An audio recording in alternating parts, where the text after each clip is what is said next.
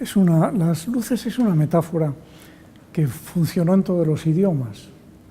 Ese periodo que llamamos la Ilustración, también en español, por ejemplo, se dice el siglo de las luces, ¿no? Pero en italiano es lo mismo, es el iluminismo, en alemán es el Aufklärung, o sea, en todas partes la metáfora de la luz es la figura misma de la razón y del entendimiento. Eso dura prácticamente todo el 18, principios y hasta mediados del 18, y a partir de 1750 la cosa empieza a estropearse. Empieza a estropearse quiere decir que empieza a oscurecerse. Por eso el título es este, ¿no? El último que apague la luz. O sea, efectivamente hay un corrimiento, se ve claramente que hay un corrimiento hacia formas cada vez más oscuras, incluso siniestras, hasta que la Revolución Francesa naturalmente lo precipita todo, ¿no?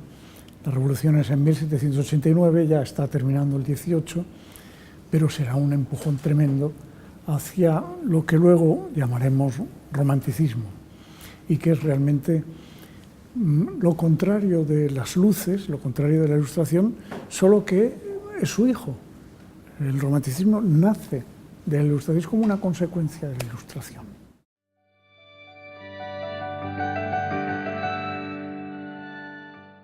Claro, bueno, la conferencia la he puesto bajo, como me indicó la señora Iglesias, bajo el orden de la estética, es decir, que los ejemplos son todos artísticos, ¿no? Bueno, ejemplos de la primera parte del siglo XVIII es eso que llamamos el arte galante o el rococó, que es una ilustración muy sensual, muchas veces sexual, y de exaltación, sobre todo de los valores sensibles, ¿no? Esa es la pintura oficial de la aristocracia, etcétera, ¿no? Fragonard, Watteau, Boucher, etcétera. Esto solo traigo un ejemplo porque la charla empieza ahí, pero ya lo que propone es el cambio, ¿no? El cambio comienza en Francia, por ejemplo, por un pintor poco conocido, que es Vien, que tiene una enorme influencia. Pero en Inglaterra, que van adelantados en la cuestión de neoclasicismo, en Inglaterra son, por ejemplo, pues Blake, Fuseli. Fuseli en realidad es un suizo alemán, es Fuseli, es Heinrich. Y Hogarth, por ejemplo, Flaxman. Entonces, eso es en Inglaterra. En Inglaterra el neoclasicismo se impone como el estilo elegante, el estilo de la aristocracia y de la burguesía rica muy pronto, antes que en Francia. A Francia llega más tarde y llega de una manera abrupta a partir de la Revolución por obra de un genio, un pintor que hoy día no se le aprecia, pero que era un genio, es uno de los grandes pintores que ha dado la historia de la pintura, que es Jacques-Louis David. Las pinturas de David influyeron enormemente, pero además David tuvo una participación directa en la Revolución.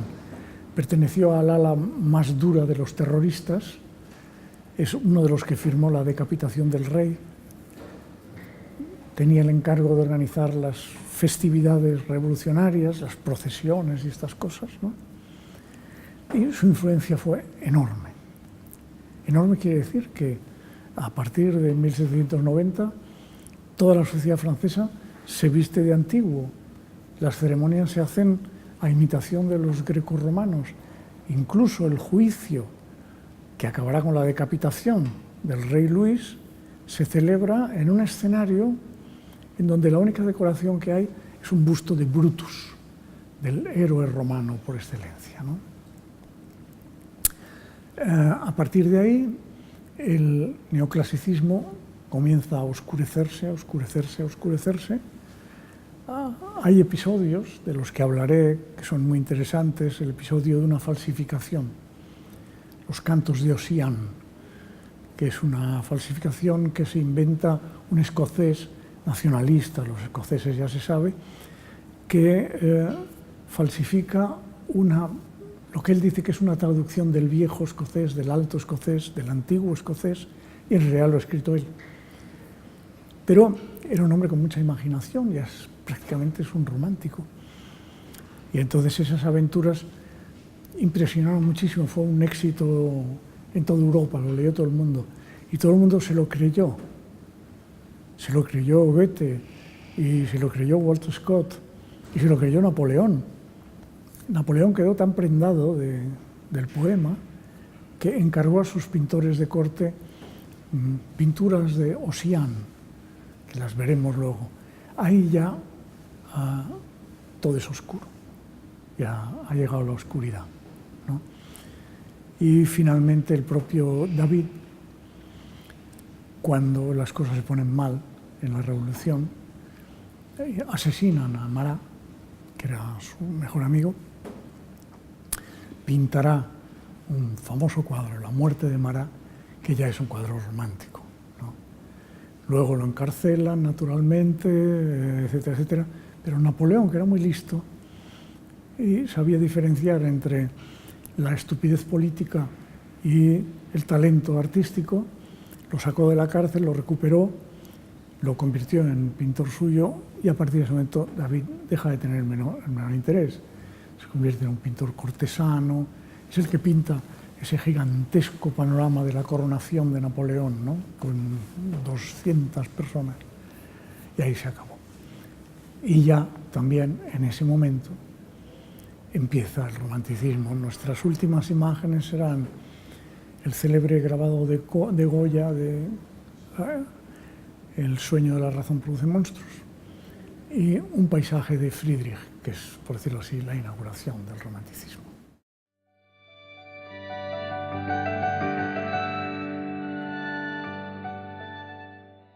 Antes de esto, digamos, en 1750, si nos ponemos en 1750, el mundo casi no ha cambiado con respecto a la época de Julio César o la de Jesucristo. La gente para ir a los sitios camina. El que tiene una mula, pues va en mula. Y si tiene que viajar lejos, procura ir por mar, porque los caminos no son seguros, ¿no? Prácticamente la velocidad, el espacio es el mismo en 1750 y en el siglo I. Ahora, a partir del romanticismo comienza un mundo nuevo. Comienza con la revolución romántica, pero también con la revolución industrial. Van de la mano, son lo mismo.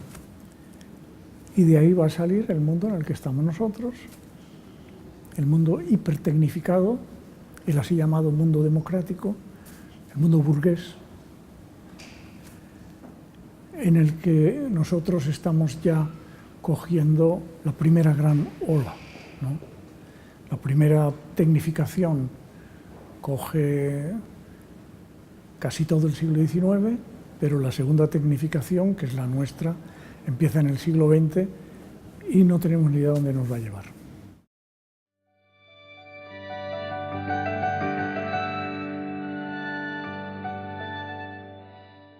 Claro, ya lo ve usted, las herencias del romanticismo son herencias del siglo XIX, ya en este momento son, bueno, pura caspa, es polvo, no tienen el menor interés. ¿Dónde continúan? En los países poco desarrollados y con poca cultura. ¿En qué lugares? Los más ignorantes. Pero está muerto, todo eso está muerto. Tardará en enterarse de que está muerto, pero todos los que a su alrededor tienen olfato ya huelen a podrido y se van. Pero en cambio el mundo en el que estamos ahora, no podemos saber nada de él, no, es imposible. Usted me pregunta, ¿podemos sacar alguna lección del pasado? Solo una, y es que también esto algún día se terminará. Pero ¿qué es lo que va a ser? Imposible de saber.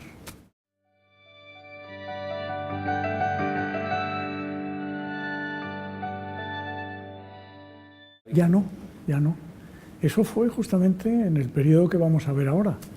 En la actualidad la razón casi le diría que no tiene función. Está recluida en una especie de sanatorio que son los laboratorios científicos, los centros de investigación tecnológica. Ahí está la razón esclavizada al cálculo y al estudio, sobre todo de lo aplicable. Es decir, no están estudiando cuál es nuestro destino, ni qué nos va a suceder. Están tratando de encontrar un teléfono que además sirva para ordeñar vacas, para entendernos, ¿no? Y ahí está la razón. En el resto del espacio, la razón no pinta nada.